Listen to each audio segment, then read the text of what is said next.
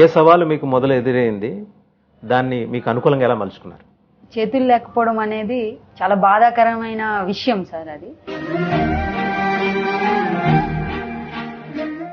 నీకు అవయవాలు లేకపోయినా కానీ నీ శరీరం అనేది నీకు సహకరించాలి, నీ బుద్ధిబలం అనేది ఇంకా పెంపొందించుకోవాలని అమ్మ బాగా నాకు చిన్నప్పటి నుండి చెప్తూ ఉండేది సార్.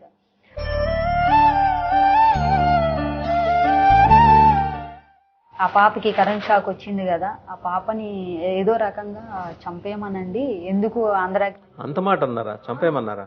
శ్రీకాకుళం మళ్ళీ ఎందుకు తీసుకొస్తారు, అక్కడే హైదరాబాద్లో ఏదో చేసేయండి.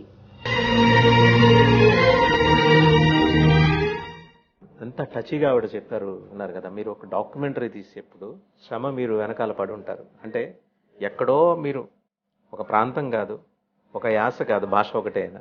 నాకు తెలిసిన స్వప్నిక గురించి నేను రాసినాక డాన్స్ మాస్టర్ కొరియోగ్రాఫర్ హైదరాబాద్లో ఉంటారు, ఆటా సందీప్, జ్యోతిరాజ్. వాళ్ళిద్దరు చూసి ఆ వీడియో చూసి వెంటనే నా కోసం వాళ్ళు ఒక వీడియో చేశారు. ఏమన్నారు పవన్ కళ్యాణ్? పవన్ కళ్యాణ్ అనే చాలా అంటే చాలా హ్యాపీగా ఫీల్ అయ్యారు. కోవిడ్ అయిపోయిన వెంటనే నేను కలుస్తానమ్మా అని మాట ఇచ్చారు. వైజాగ్లో మొన్న కలిశారు sir. So if you look at Swapnika అంటే ఆమె సోషల్ మీడియా అకౌంట్స్లో షీఈ్ వెరీ పాపులర్ అండ్ ఎప్పుడు నవ్వుతూనే ఉంటుంది స్వప్నిక.